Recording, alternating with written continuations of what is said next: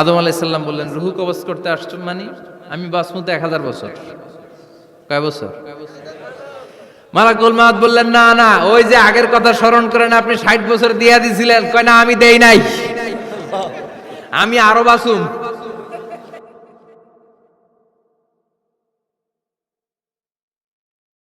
পৃথিবীতে একজন মানুষই শুধু জানতেন যে তিনি পৃথিবীতে কতদিন বাঁচবেন, সেটা হচ্ছে সাইয়েদনা আদম আলাইহিস সালাম। ওনাকে বলে দেয়া হয়েছিল, উমরুকা আলফু সানা, তুমি পৃথিবীতে বাঁচবে 1000 বছর। কয় বছর? সাইয়েদনা আদমের সামনে অনেকগুলো রুহু রাখা হলো। সাইয়েদনা আদম বললেন, এরা কারা? আল্লাহ বললেন, এরা হচ্ছে নাসালুক, তোমার বংশধর, পৃথিবীতে তোমার পর এরা পৃথিবীতে আসবে। সাইয়েদনা আদম বললেন, আল্লাহ, ওই যে একটা রুহু দেখা যায়, এটার নাম কি?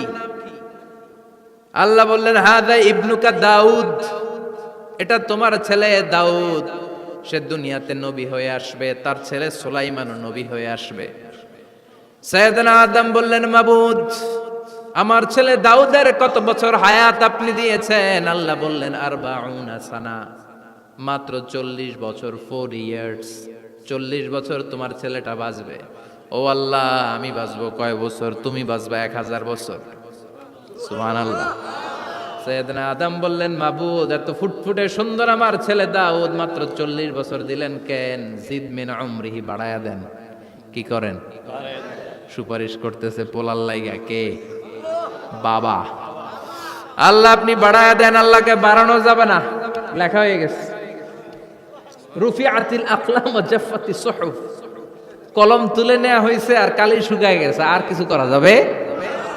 সাইয়েদনা আদম বললেন, মাবুদ, আমার 1000 বছর কেন দিলেন? আমার এই সুন্দর ফুটফুটে ছেলেটারে মাত্র শুধুমাত্র 40 বছর কেন দিলেন? ও মাবুদ, আমার 1000 বছরের দরকার নাই, আমার 1000 বছর থেকে 60 বছর আমি আমার ছেলেরে দিয়ে দিলাম। দাউদ আলাইহিস সালাম বাঁচবে 40 বছর, তো বাপ আদম যদি আরো 60 দেয়, 40 আর 60 মিলে কত হয়? 100। ভালো হিসাব বোঝে, 100। আর আদম আলাইহিস সালাম পেয়েছিলেন 1000 বছর, 60 কমে গেলে রইল কত? 940 বছর পৃথিবীতে থাকার পরে মালাকুল মাউত চলে এসেছে। কারণ এটা on time, the death will come on time, it never late, কখনো দেরি হয় না।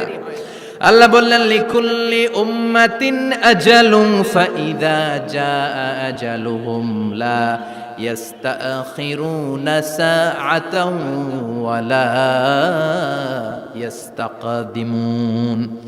মৃত্যুর একটা নির্ধারিত সময় আমি বেঁধে দিয়েছি, অন টাইম। অন টাইমেই চলে আসে, 1 সেকেন্ড আগেও আসবে না, 1 সেকেন্ড পরেও আসবে না।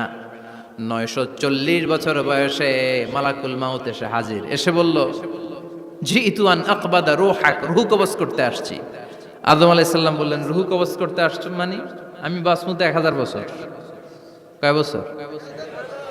মালাকুল মাউত বললেন, না না, ওই যে আগের কথা স্মরণ করেন, আপনি 60 বছর দিয়া দিছিলেন। কয় না, আমি দেই নাই, আমি আরো বাঁচুম, আরো 60 বছর পাওনা আছি, আমি দেই নাই। মালাকুল মাউত বললেন, আপনি দিয়েছেন? আদম বলে, দেই নাই। মালাকুল মাউত বলে, আল্লাহ, ঘটনা দেখেন। দিয়া কয়, দেই নাই। আল্লাহ কয়, থাক, কথা কইস না, আয়া পর। সুবহানাল্লাহ পড়েন। নাসিয়া আদম ফানাসিয়া বানু, ভুলে গেছেন উনি। আমরা ভুলে যাই, আমরা খেয়ে বলছি খাই নাই, নিছিলাম পকেটে, কয় নেই নাই। এরকম ডাকাইত আছে না নাই? নাসিয়া আদম ফানাসিয়া বানু, বিশ্বনবী বললেন, আদম ভুলেছে তো তার সন্তানরাও ভুলে যায়। জাহাদা আদম ফা জাহাদা যুররিয়াতু, আদম অস্বীকার করেছে, তার সন্তানরাও অস্বীকার করে। সেদিন থেকে আল কিতাব ওয়া শুহুদ, মানে লিখে রাখার সিস্টেম আর সাক্ষীর সিস্টেম চালু হয়েছে। সুবহানাল্লাহ পড়েন। সুবহানাল্লাহ। 940 বছর বয়সে মালাকুল মাউত এসে আদম আলাইহিস সালামের রূহ নিতে পারে নাই। উনি 1000 বছর যখন হয়েছে তখন এসে সাইয়েদনা আদম আলাইহিস সালামের রূহ কবজ করেছে। যেই দিন পৃথিবীর প্রথম মানব, প্রথম নবীর রূহ মালাকুল মাউত দুনিয়ায় এসে কবজ করেছে, ওই দিনটাও ছিল জুমাবার। সুবহানাল্লাহ।